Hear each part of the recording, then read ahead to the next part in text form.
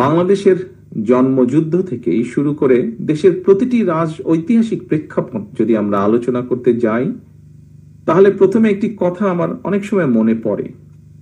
কথাটি অনেকটা এরকম: অতীত নিয়ে সবসময় পড়ে থাকলে এক চোখ অন্ধ, কিন্তু অতীতকে যদি আমরা ভুলে যাই তাহলে মনে হয় আমাদের দু চোখই অন্ধ। সুতরাং আমাদেরকে যেরকম সব সময় ইতিহাস চর্চায় থাকার মনে হয় দরকার নেই, অপরদিকে ভবিষ্যতের পথ চলাও ইতিহাস থেকে শিক্ষা গ্রহণ না করাটাও বোধহয় আরেকটি ঐতিহাসিক ভুল হতে পারে। এবং সেই জন্যই 1975 সালের ঐতিহাসিক 7ই নভেম্বর সম্পর্কে আজকের এখানে সম্মানিত বক্তাবৃন্দর যেই সকল গুরুত্বপূর্ণ বক্তব্য রেখেছেন তার রেশ ধরে যদি আমি বলি, তাহলে বলতে হয় যারা বাংলাদেশকে তাবেদার রাষ্ট্রে পরিণত করতে চেয়েছিল, যারা জনগণের গণতান্ত্রিক রাজনৈতিক অধিকারকে হরণ করে আমাদের এই প্রিয় মাতৃভূমি বাংলাদেশকে একদলীয় স্বৈরাচারী শাসন কায়েম করতে চেয়েছিল, যারা দেশের শৌর্য, বীর্য, সাহস এবং সম্মানের প্রতীক বাংলাদেশ সেনাবাহিনীর গৌরবকে ভুলুণ্ঠিত করতে চেয়েছিল, 1975 সালের 7ই নভেম্বরের এই দিনে দেশপ্রেমিক সিপাহী জনতার ঐতিহাসিক বিপ্লবের মাধ্যমে তাদের পরাজয় ঘটেছে। দীর্ঘ ষড়যন্ত্রের পথ ধরে 1975 সালের 7ই নভেম্বরের পরাজিত সেই অপশক্তি পরবর্তীতে আমরা দেখেছি পুনরায় মহাজোটের নামে একজোট হয়ে দেশকে একটি তাবেদার রাষ্ট্রে পরিণত করতে চেয়েছিল বা করার সব রকম প্রস্তুতি গ্রহণ করেছিল। তারা বিডিআর পিলখানায় পরিকল্পিত যে সেনা হত্যাযজ্ঞ ঘটিয়েছিল তার মাধ্যমে চেয়েছিল সেনাবাহিনীকে দুর্বল করে রাখতে, জনগণের ভোটের অধিকার, গণতান্ত্রিক রাজনৈতিক অধিকার কেড়ে নিয়ে দেশে ফ্যাসিবাদী শাসন কায়েম করেছিল তারা। সম্মানিত উপস্থিতিবৃন্দ, হাজারো শহীদের আত্মত্যাগের মধ্য দিয়ে বীর জনতার গণ অভ্যুত্থানে দীর্ঘ 1.5 দশকের বেশি সময় পর দেশ ফ্যাসিবাদ মুক্ত হয়েছে। আমরা যারা বিএনপি করি আমরা মনে করি 1971 সালের যুদ্ধ ছিল স্বাধীনতা অর্জনের যুদ্ধ, 2024 ছিল দেশ এবং জনগণের স্বাধীনতা রক্ষার। সুতরাং ভবিষ্যতে যা এখানে বহু বক্তা তাদের গুরুত্বপূর্ণ বক্তব্যে উল্লেখ করে গিয়েছেন, একই সাথে আমিও বলতে চাই, ভবিষ্যতে আর কেউ যাতে দেশ এবং জনগণের অধিকার হরণ করতে না পারে, দেশকে আবার তাবেদার রাষ্ট্রে পরিণত করতে না পারে, এটি হোক আজ আমাদের এবারের 7ই নভেম্বরের প্রধান অঙ্গীকার বা শপথ। সম্মানিত উপস্থিতিবৃন্দ, এই অধিকার বা এই শপথ বা অঙ্গীকার বাস্তবায়নের জন্য প্রয়োজন জাতীয় ঐক্য। বাংলাদেশের আর্থ সামাজিক ভৌগোলিক রাজনৈতিক বাস্তবতায় জাতীয় ঐক্যকে যদি সমুন্নত রাখতে চাই আমরা, তাহলে আমাদেরকে 7ই নভেম্বরের মতন সিপাহী জনতার বিপ্লবের চেতনা মনে প্রাণে ধারণ করতে হবে। 1971 সালের স্বাধীনতা যুদ্ধ, 75-এর 7ই নভেম্বর তাবেদার অপশক্তির বিরুদ্ধে সিপাহী জনতার বিপ্লব, 90-এর স্বৈরাচার বিরোধী আন্দোলন কিংবা 2024-এর ফ্যাসিবাদী বিরোধী গণ অভ্যুত্থান, এভাবে ইতিহাসের বিভিন্ন সময় প্রতিটি বিপ্লব কিংবা অভ্যুত্থানের একটাই আকাঙ্ক্ষা ছিল, এবং সেই আকাঙ্ক্ষা হলো স্বাধীন বাংলাদেশে জনগণের রাজনৈতিক এবং অর্থনৈতিক অধিকার প্রতিষ্ঠা। সম্মানিত উপস্থিতিবৃন্দ, 1.5 দশকের ফ্যাসিবাদী চক্রের কবল থেকে দেশকে মুক্ত করতে গিয়েও অসংখ্য অগণিত মানুষ জীবন দিয়েছেন। মাত্র সেদিনের কথা, শুধুমাত্র জুলাই আগস্টেই শহীদ হয়েছেন 1,500-এরও বেশি মানুষ। ফ্যাসিবাদ পতনের আন্দোলনে ছাত্র জনতা, নারী পুরুষ, কৃষক, শ্রমিক, সকল শ্রেণী পেশার মানুষ কেন রাজপথে সেদিন নেমে এসেছিলেন? আমাদের জানা থাকা দরকার, জনগণ কিন্তু রাষ্ট্র এবং রাজনীতিতে নিজেদের অধিকার প্রতিষ্ঠার জন্যই সেদিন রাজপথে নেমে এসেছিলেন। একজন রাজনৈতিক কর্মী হিসাবে আমি মনে করি অবশ্যই কোন একটি নির্দিষ্ট রাজনৈতিক দল বা গোষ্ঠীর অধিকার প্রতিষ্ঠা কিংবা রাজনৈতিক দর কষাকষির করার সুযোগ সৃষ্টি করে দেওয়ার জন্য হাজারো লাখো মানুষ রাজপথে জীবন বিলিয়ে দেয়নি। সম্মানিত উপস্থিতিবৃন্দ, জনগণের অধিকার প্রতিষ্ঠার জন্য জনগণের সরাসরি ভোটে জনগণের কাছে জবাবদিহিমূলক সরকার প্রতিষ্ঠার ক্ষেত্র যখন প্রস্তুত হচ্ছে, আমরা খেয়াল করে দেখছি তখন কয়েকটি রাজনৈতিক দল অন্তর্বর্তীকালীন সরকারের দুর্বলতার সুযোগ নিয়ে কার্যত গণতান্ত্রিকামী জনগণের রাজনৈতিক অধিকার প্রতিষ্ঠার বিরুদ্ধেই মনে হয় অবস্থান নিচ্ছে বা নিয়েছে। আমি একজন রাজনৈতিক কর্মী হিসাবে আমার দলের পক্ষ থেকে আবারও ফ্যাসিবাদ বিরোধী আন্দোলনের সহযোগীদের, এখানে সেই সহযোগীদের, আমাদের আন্দোলনের রাজপথের বহু সহযোগী আজ উপস্থিত আছেন, সেই সহযোগীদের দৃষ্টি আকর্ষণ করে বলতে চাই, বর্তমান দুর্বল অন্তর্বর্তীকালীন সরকারকে হুমকি ধমকি না দিয়ে আগামী ফেব্রুয়ারি মাসে জনগণের সেই সকল সহযোগী যারা ছিলেন, যাদের নিয়ে বিভিন্ন সন্দেহ প্রকাশ হচ্ছে, তাদেরকে লক্ষ্য রেখে সাথে আজকে যারা উপস্থিত আছেন তাদেরকে সাথে নিয়ে বলতে চাই, অন্তর্বর্তীকালীন সরকারকে হুমকি ধামকি না দিয়ে আগামী ফেব্রুয়ারি মাসে জনগণের মুখোমুখি হই আমরা, চলুন জনগণের মুখোমুখি আমরা সকলে হই, চলুন। আমাদের প্রতিটি রাজনৈতিক দলের মনে হয় একটি কথা গুরুত্ব সহকারে মনে রাখা প্রয়োজন। নিজ নিজ দলীয় সমর্থক নেতাকর্মীদের বাইরে কিন্তু অরাজনৈতিক কিংবা নির্দলীয় এক বিশাল সংখ্যক জনগোষ্ঠী রয়ে গিয়েছে।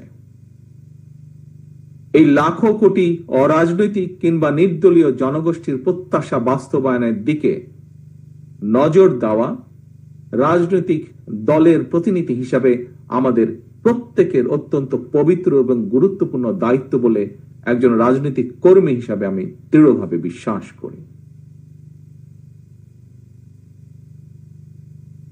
প্রিয় সম্মানিত উপস্থিতিবৃন্দ, মাসের পর মাস ধরে দেশের জনগণ দেখে আসছিল অনেকগুলো রাজনৈতিক দলের আমন্ত্রিত প্রতিনিধিরা বিভিন্ন বিষয় নিয়ে আলোচনা করে অন্তর্বর্তীকালীন সরকারের মেয়াদকালের একটি উল্লেখ্য সময় পার করে দিয়েছে। কিন্তু এইসব আলোচনায় অরাজনৈতিক কিংবা নির্দলীয় সেই যে বিশাল জনগোষ্ঠীর কথা আপনাদের সামনে আমি উল্লেখ করলাম, সেই জনগোষ্ঠীর নিত্যদিনের স্বার্থ সংশ্লিষ্ট বিষয়গুলো কতটুকু বা কি কি আলোচিত হয়েছে, এটি বোধহয় একটি বিশাল প্রশ্ন। আমন্ত্রিত রাজনৈতিক প্রতিনিধি দলের সদস্যরা অন্তর্বর্তীকালীন সরকারের সঙ্গে কৃষি, শিক্ষা, স্বাস্থ্য, কর্মসংস্থান নিয়ে কি আলোচনা হয়েছে? সেখানে নারীর নিরাপত্তা এবং কর্মসংস্থান, তরুণ জনগোষ্ঠীর স্বাস্থ্য সংশ্লিষ্ট বিষয়গুলো নিয়ে কি আলোচনায় গুরুত্ব পেয়েছিল?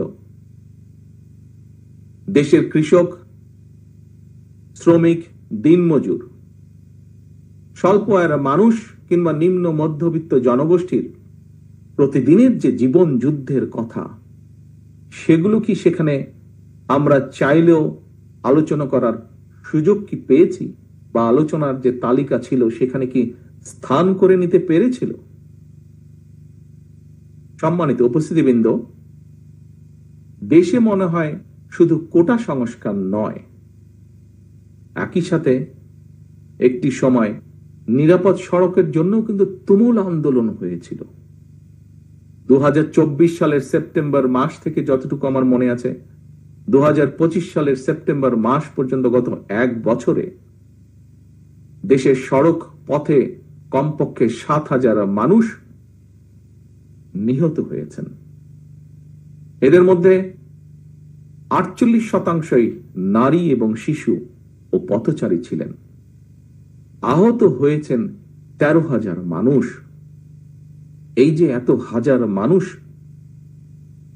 যারা নিহত হয়েছেন, এই পরিবারগুলোর কি অবস্থা হয়েছে পরবর্তীতে, আমরা কি কখনো সেগুলো বিষয় নিয়ে আলোচনা করেছি, চিন্তা করেছি? যে 13,000 মানুষ বা তারও কিছু বেশি মানুষ আহত হয়েছেন, যে শিশু, যে নারী নিহত বা আহত হয়েছেন, পরবর্তীতে তাকে নিয়ে আহত হলে অথবা নিহত হলে তার পরিবার নিয়ে, তাদের বিষয়গুলোকে নিয়ে কি আমরা আলোচনা করেছি? তারা তো আমাদেরই সমাজের অংশ, দেশের অংশ। সম্মানিত উপস্থিতিবৃন্দ, বিশ্বে খুব সম্ভবত সড়ক দুর্ঘটনায় সবচেয়ে বেশি হতাহত তালিকায় বাংলাদেশ জায়গা করে নিয়েছে।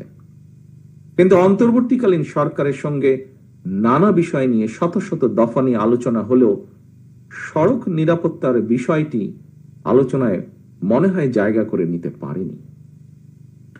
এইসব প্রশ্নগুলো কিন্তু কাউকে দোষারোপ করার জন্য আমি এখানে উপস্থাপন করছি না।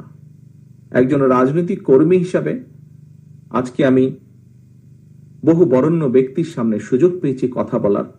আমি একজন রাজনৈতিক কর্মী হিসাবে আমার জিজ্ঞাসাগুলো আপনাদের সামনে তুলে ধরতে চাইছি। প্রিয় উপস্থিতিবৃন্দ, আমাদের রাজনীতি তাহলে কাদের জন্য? দেশের সাম্প্রতিক পরিস্থিতিতে একজন রাজনৈতিক কর্মী হিসাবে আমার কিছু উপলব্ধির কথা আমি আপনাদের সঙ্গেই শেয়ার করছি। এজন্য হয়তো একটু সময় লাগছে বেশি। আমি আবারও আপনাদের যদি বিরক্তির উদ্রেক করে থাকি তার জন্য আপনাদের কাছে ক্ষমা চেয়ে নিচ্ছি।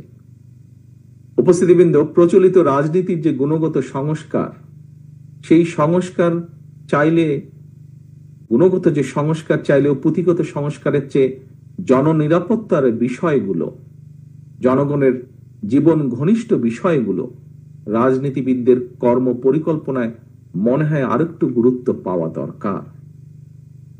আইন শৃঙ্খলা পরিস্থিতি রক্ষায় আরো মনে হয় আমাদের সকলে মিলে অধিক মনোযোগী হওয়া দরকার।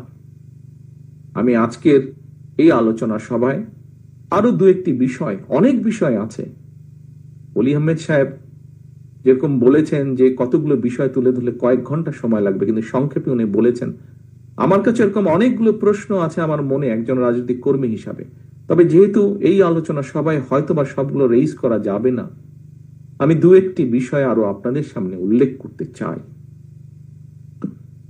সম্মানিত উপস্থিতিবৃন্দ, আমার যতটুকু ধারণা আছে, যতটুকু আমি জেনেছি, দেশে এবার 1 কোটি, খুব সম্ভবত 1,15,00,000 টন আলু উৎপাদন হয়েছে। আলু উৎপাদন করে কৃষকরা, খুব সম্ভবত আলু কৃষকরা বিপাকে পড়ে গিয়েছেন আলুর এই উৎপাদনের কারণে। কারণ আলুর যে উৎপাদন খরচ এবং আলুর উৎপাদিত আলু যে কোল্ড স্টোরেজে রাখতে হবে, প্রতি কেজি আলুর পেছনে খুব সম্ভবত খরচ পড়ছে প্রায় 25 থেকে 27 টাকার মতন। অথচ আলু চাষিরা কিন্তু এখনো অর্ধেক দামেও উৎপাদিত আলু বাজারে বিক্রি সম্ভবত করতে ওনারা পারছেন না। আলু চাষ করে আলু চাষিরা এবার প্রায়, হিসাব যা বলে কম বেশি, যে স্ট্যাটিস্টিক্স যতটুকু পাওয়া গিয়েছে, প্রায় 3,000 কোটি টাকার যে লোকসান তার আশঙ্কা তারা করছেন। 3,000 কোটি টাকার মতন লোকসান হতে পারে। অপরদিকে এখানে খুব সম্ভব এক বক্তা ওনার বক্তব্যে উল্লেখ করেছেন যে, যা আমি এখনই বলতে চাইছি আপনাদের সামনে।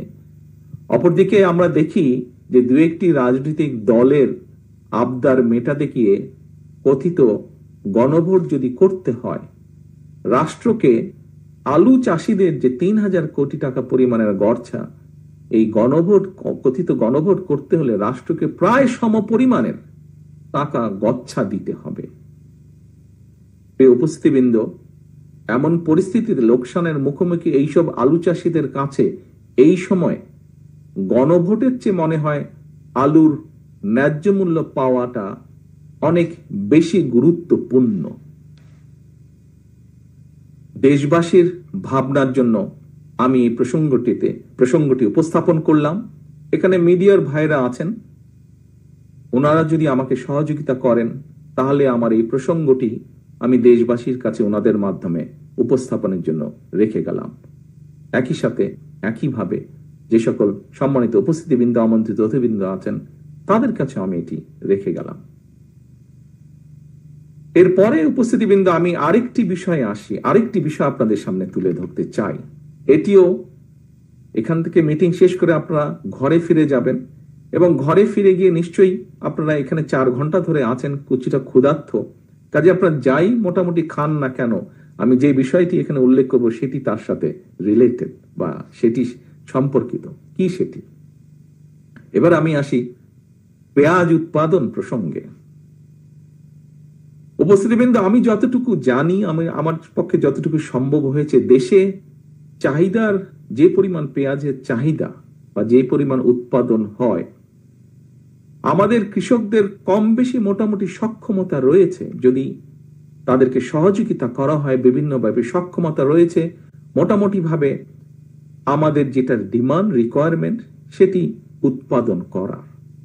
তবে দেশে পেঁয়াজ সংরক্ষণ, সুষ্ঠুভাবে সংরক্ষণ করার কোনো ব্যবস্থা সেভাবে না থাকে, অর্থাৎ কোল্ড স্টোরেজ না থাকায় আমাদেরকে প্রতি বছর পেঁয়াজের জন্য নির্ভর করতে হয়, আমদানি করতে হয়, পেঁয়াজ আমদানির উপর নির্ভর করতে হয় আমাদের।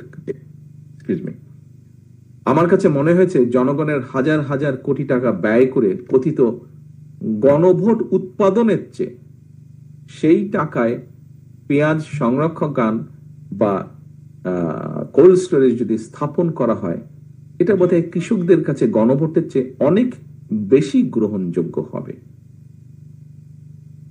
তবে সবচেয়ে কষ্ট বা আনফরচুনেট ব্যাপার হচ্ছে, পেঁয়াজ কৃষক বলুন বা অন্য যেই কৃষকের কথাই বলুন না কেন, তাদের কথাগুলো যেরকম তাদের বলার জায়গা নেই, এই মুহূর্তে তাদের হয়ে কথাগুলো তুলে ধরারও বোধহয় কোনো জায়গা নেই। ভেরি আনফরচুনেট যেটি। উপস্থিতিবৃন্দ, সম্মানিত নেতৃবৃন্দ, বরেণ্য ব্যক্তিবর্গ,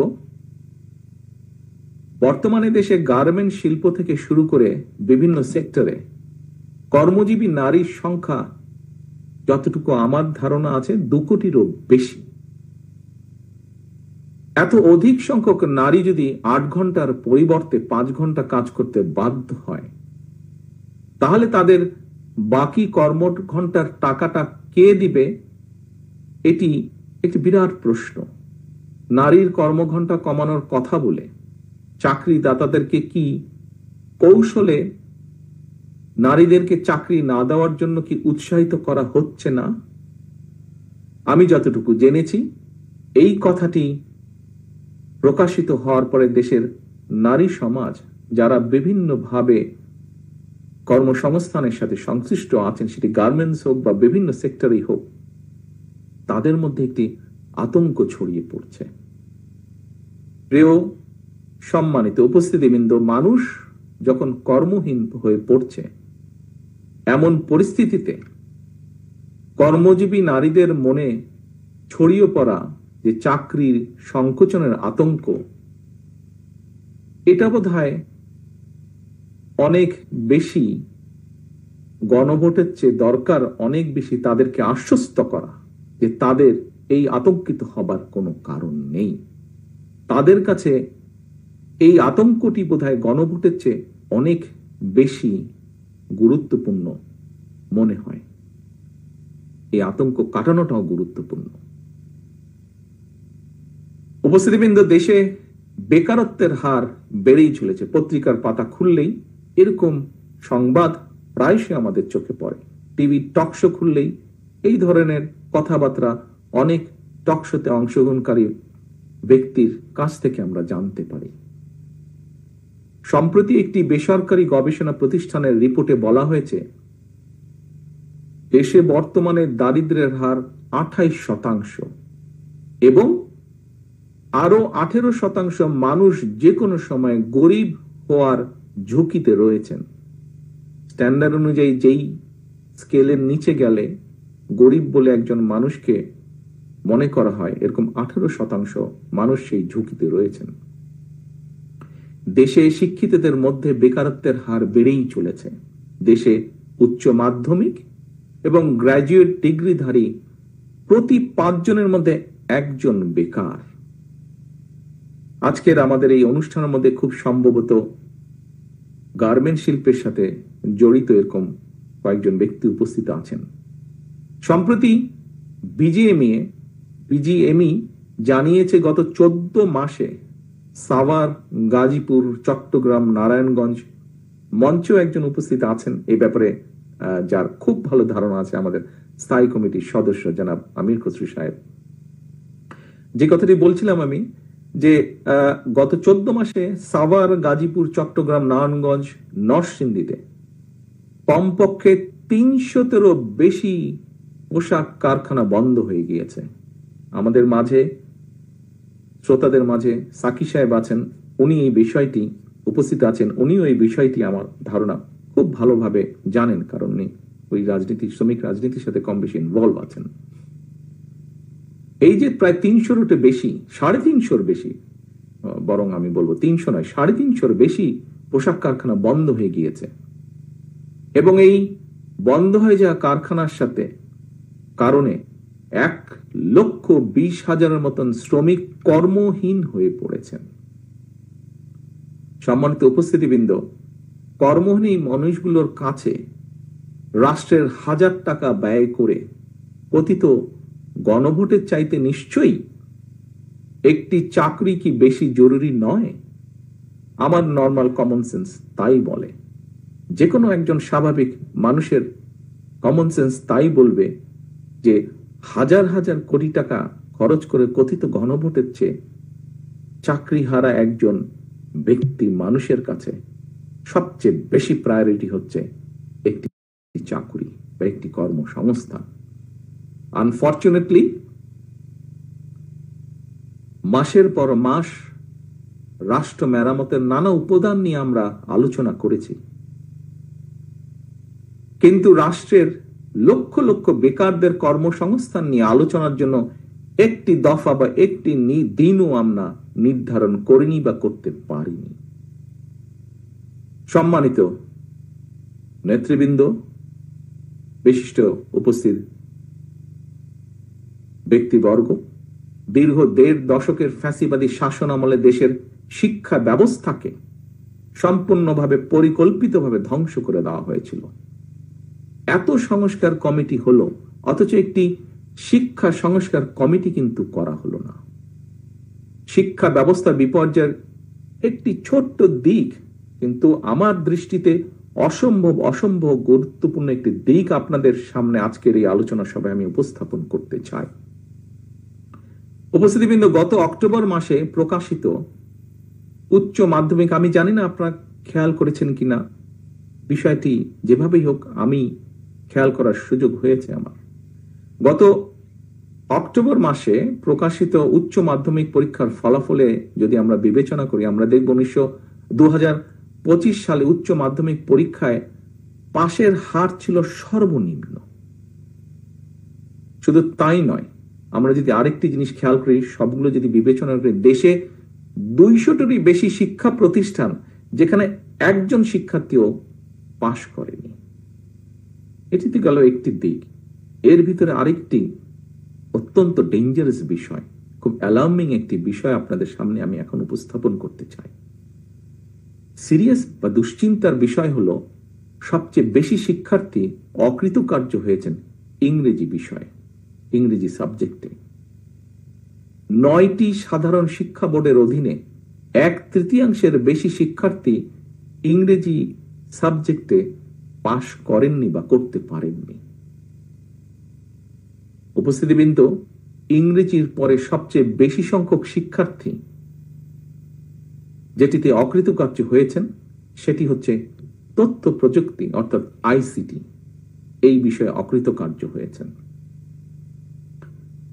ইংরেজি এবং আইসিটির মতন এমন গুরুত্বপূর্ণ দুটি বিষয় এভাবে অকৃতকার্য হতে থাকলে বর্তমানে এই এআই যুগের এই প্রতিযোগিতামূলক বিশ্বে একটা জাতি হিসাবে আমরা কিভাবে সম্মান এবং মর্যাদার সঙ্গে টিকে থাকবো বা থাকা সম্ভব, আমার মনে হয় এই বিষয়টি এখানে আমরা যারা ঘরে উপস্থিত আছি, বিশেষ করে যারা আমরা জনগণকে সামনে রেখে জনগণের জন্য রাজনীতি করি, আমাদের প্রত্যেকটি মানুষকে অত্যন্ত সিরিয়াসলি বোধহয় চিন্তা করা প্রয়োজন।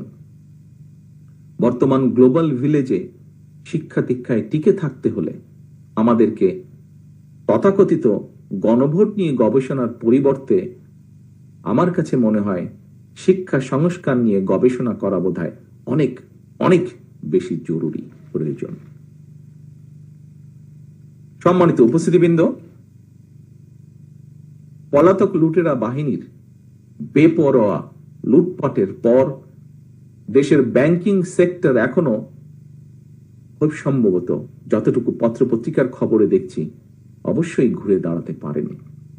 দেশের মনে হয় কমপক্ষে 24টি ব্যাংক এখনো মূলধন ঘাটতিতে পড়ে রয়েছে বা পড়েছে। আমি এখানে কতগুলো বিষয়, কতগুলো কনসার্ন আমি আপনাদের সামনে তুলে ধরছি। কাউকে কোন রকম ভয় দেখাতে চাইছি না আমি, বাট একজন রাজনৈতিক কর্মী হিসেবে আমার কতগুলো কনসার্ন আমি আপনাদের সামনে তুলে ধরতে চাইছি। উপস্থিতিবৃন্দ, দেশের অর্থনৈতিক পরিস্থিতি আমরা কম বেশি যদি সকল কিছু বিবেচনা করি, কম বেশি দিনে দিনে নাজুক হয়ে উঠছে। জিডিপি নিয়ে আমরা বিগত সময়ে শুনেছি, স্বৈরাচারের সময় শুনেছি অনেক বড় বড় কথা, সেটি যে একটি ফাঁপা বেলুন ছিল এটি প্রকাশিত হয়ে গিয়েছে। সেই জিডিপি প্রবৃদ্ধির হার মোটেও আশা অনুরূপ নয়। 2006 সালে বিএনপি সরকার যখন তত্ত্বাবধায়ক সরকারের কাছে রাষ্ট্র ক্ষমতা হস্তান্তর করেছিল, সেই সময় জিডিপির হার ছিল অলমোস্ট 7 পয়েন্টের কাছাকাছি। এরপরে যত সময় পার হয়েছে,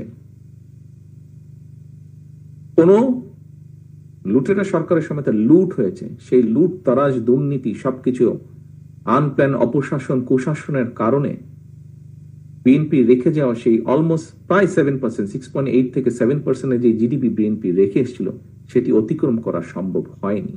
এবং সবচেয়ে আশঙ্কার বিষয় হচ্ছে 200 মিলিয়ন বা 20 কোটি মানুষের দেশে এই মুহূর্তে যে জিডিপি বিএনপি রেখে এসেছিল অলমোস্ট 6%, এখন প্রেডিকশন হচ্ছে এই নেক্সট ইয়ারে প্রেডিকশন হচ্ছে জিডিপি 4% উপরে কোনোভাবেই যাচ্ছে না, বরং কিছুটা হলো 4% কম থাকছে। এখানে বহু ব্যবসায়ী আছেন সহ বহু মানুষ আমরা উপস্থিত আছি। এই বিষয়গুলো মনে হয় আমাদের চিন্তা করা অত্যন্ত অত্যন্ত প্রয়োজন। এই 20 কোটি মানুষকে যদি বাঁচিয়ে রাখতে হয়, দেশকে যদি সামনে এগিয়ে নিতে হয়। উপস্থিতিবৃন্দ, আমি জানি আমার বক্তব্য লম্বা হয়ে যাচ্ছে, আমি সংক্ষিপ্ত করে আনছি আমার বক্তব্য। উপস্থিতিবৃন্দ, রফতানি আয় এবং রেমিটেন্স দেশে এই মুহূর্তে এই দুটি খাতই দেশের অর্থনীতির প্রধান ভরসার খাত। গত কয়েক মাসেও যদি আপনারা দেখেন স্ট্যাটিস্টিক গুলো, রফতানি খাতেও কিন্তু কিছুটা নেতিবাচক পরিস্থিতি সৃষ্টি হয়েছে বিভিন্ন ক্ষেত্রে। দেশের ব্যবসায়ী সমাজ এবং বিদেশে বাংলাদেশের উন্নয়ন সহযোগী যারা আছেন তারা বলছেন দেশের অর্থনীতিকে ঘুরে দাঁড়াতে হলে অবশ্যই প্রয়োজন জনগণের ভোটে একটি নির্বাচিত স্থিতিশীল সরকার। কয়েকদিন আগে আন্তর্জাতিক অর্থনৈতিক সংস্থা স্রেফ ডাইরেক্ট পরিষ্কার বলে দিয়েছে যে নির্বাচিত সরকার ছাড়া তারা তাদের অর্থ সংস্থান ফান্ড রিলিজ তারা করবে না।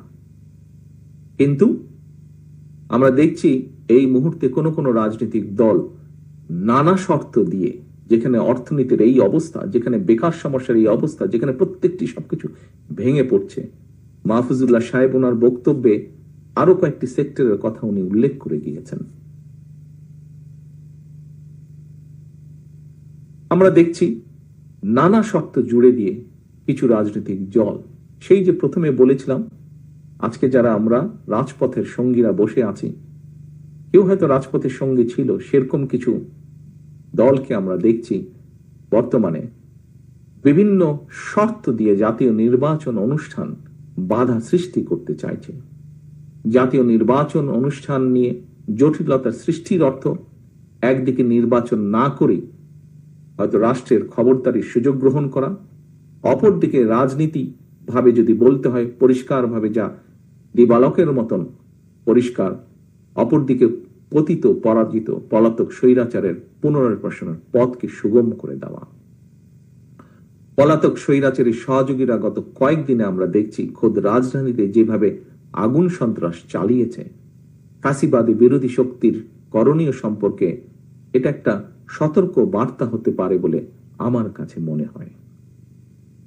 এখনই সবার কাছে স্পষ্ট, ফ্যাসিবাদ বিরোধী আন্দোলনে একটা দল ফ্যাসিবাদের নিষ্ঠুরতা থেকে নিজেদেরকে বাঁচাতে গিয়ে, যেটি তাদের বিভিন্ন পর্যায়ের নেতৃবৃন্দ অনেক সময় বিভিন্ন জায়গায় উল্লেখ করেছে, যে নিজেদেরকে বাঁচাতে গিয়ে তারা ফ্যাসিবাদের ছাতার নিচে আশ্রয় নেওয়ার কৌশল অবলম্বন করেছিল। সম্মানিত উপস্থিতিবৃন্দ, বর্তমান পরিবর্তিত পরিস্থিতিতে সেই পতিত পরাজিত পলাতক স্বৈরাচার একইভাবে ফ্যাসিবাদ বিরোধী আন্দোলনে থাকা সেই দলটির ছাতার নিচে আশ্রয় নিয়েছে কিনা মনে হয় এটি আমাদের সকলের দেখার বা ভাবার সময় এসছে। গণভোটের আড়ালে পতিত পরাজিত পলাতক অপশক্তিকে রাষ্ট্র রাজনীতিতে পুনর্বাসনের সুযোগ করা দেয়া হচ্ছে কিনা আমি এ ব্যাপারে মিডিয়ার ভাইদের মাধ্যমে, সম্মানিত আলোচকবৃন্দের মাধ্যমে, সম্মানিত রাজনৈতিক বরেণ্য ব্যক্তির মাধ্যমে, সিভিল সোসাইটির ব্যক্তিদের মাধ্যমে সকলকে এই ব্যাপারে সতর্ক দৃষ্টি রাখার জন্য দেশের গণতান্ত্রিক আমি জনগণের প্রতি আহ্বান জানাই। সম্মানিত উপস্থিতিবৃন্দ, স্বল্প মেয়াদে অন্তর্বর্তীকালীন সরকারের কাছে জনগণের সকল ক্ষেত্রে সার্বিক সফলতা আশা, জনগণ সকল ক্ষেত্রে সার্বিক সফলতা আশা করে না। এটি অন্তর্বর্তীকালীন সরকারের প্রধান দায়িত্ব নয়। অন্তর্বর্তীকালীন সরকার দেশে আগামী ফেব্রুয়ারি মাসে জাতীয় নির্বাচন অনুষ্ঠানের সময় নির্ধারণ করেছে। এখন সরকারকেই সিদ্ধান্ত নিতে হবে তারা কি একটি রাজনৈতিক দলের আকাঙ্ক্ষা বাস্তবায়ন করবে, নাকি দেশের গণতান্ত্রিক আমি জনগণের কাছে জবাবদিহিমূলক একটি সরকার প্রতিষ্ঠার লক্ষ্যে ফেব্রুয়ারির জাতীয় নির্বাচনকে অগ্রাধিকার বা প্রায়োরিটি তারা দেবে।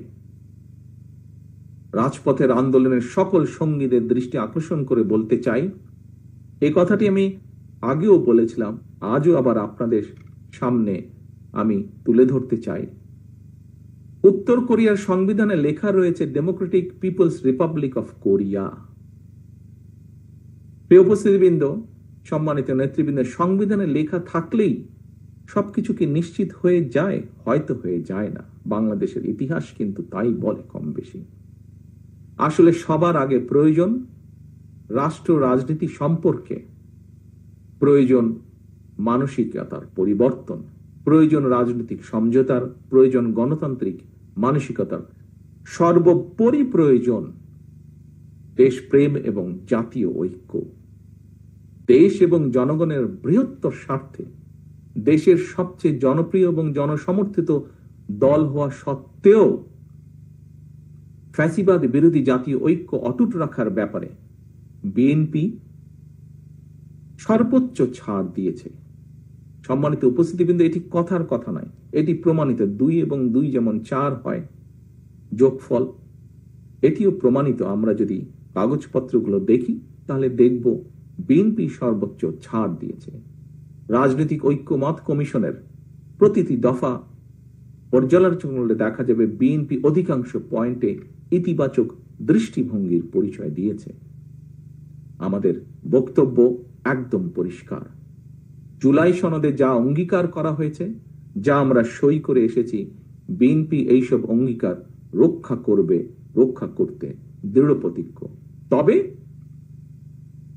তবে কোন রাজনৈতিক দল যদি অন্তর্বর্তীকালীন সরকারকে দুর্বল পেয়ে যা ইচ্ছা তাই আদায় করে নিতে চায়, কিংবা জনগণের দ্বারা বিএনপির বিজয় ঠেকাতে চায় বা কোনো অপকৌশল গ্রহণ করে, সেটি মনে হয় শেষ পর্যন্ত তাদের নিজেদের জন্যই রাজনৈতিক বিপর্যয়ের কারণ হয়ে দাঁড়াবে বা দাঁড়াতে পারে কিনা সে ব্যাপারে তাদের বোধহয় সতর্ক থাকা দরকার। রাজপথের সঙ্গীদের প্রতি আহ্বান, সেই সঙ্গীদের প্রতি যারা পরিস্থিতি ঘোলাটা করছেন বা করার চেষ্টা করছেন, দয়া করে পরিস্থিতি ঘোলাটা করবেন না। স্বাধীনতা এবং স্বাধীনতা প্রিয় দেশবাসী, বাংলাদেশের স্বাধীনতা সার্বভৌমত্ব বিরোধী চক্রান্ত নস্যাৎ এবং জনগণের গণতান্ত্রিক অধিকার রক্ষায় 1975 সালে 7ই নভেম্বরে সংগঠিত সিপাহী জনতার বিপ্লব উপলক্ষে আজকের আয়োজিত এই আলোচনা সভায় আমি স্বাধীনতার ঘোষকের একটি কথা আপনাদের সামনে আবার উচ্চারণ করতে চাই। অনেক আগে আমি কথাটি বলেছিলাম। সেই কথাটি কি? স্বাধীনতা ঘোষকের সেই কথাটি হচ্ছে, জাতীয় ঐক্য আমাদের শক্তি, বিভাজন আমাদের দুর্বলতা। সম্মানিত অতিথিবৃন্দ, বরেণ্য রাজনৈতিক বর্গ, সিভিল সোসাইটির সম্মানিত সদস্যবৃন্দ, আজকের আলোচক বৃন্দ, আমি আমার বক্তব্য শেষ করে দিতে চাই। শেষ করার আগে আমি একটি স্লোগান আপনাদের সামনে তুলে ধরতে চাই। এই স্লোগানটি 7ই নভেম্বর উপলক্ষে আজ আবার আমি আপনাদের সামনে উল্লেখ করতে চাই, তুলে ধরতে চাই। স্লোগানটি আমি আগেও দিয়েছি। আমি স্লোগানটি দেওয়ার মাধ্যমে আমার বক্তব্য শেষ করব। ধৈর্য সহকারে আমার এই দীর্ঘ বক্তব্য আপনারা শোনার জন্য আপনাদেরকে আন্তরিকভাবে আমি ধন্যবাদ জানাতে চাই। প্রিয় সকল উপস্থিতিবৃন্দ, আমার সেই স্লোগানটি হচ্ছে, দিল্লি নয়, পিন্ডি নয়, নয় অন্য কোন দেশ, সবার আগে বাংলাদেশ। আল্লাহ হাফেজ। বাংলাদেশ জিন্দাবাদ। বাংলাদেশ জাতীয়তাবাদী দল জিন্দাবাদ।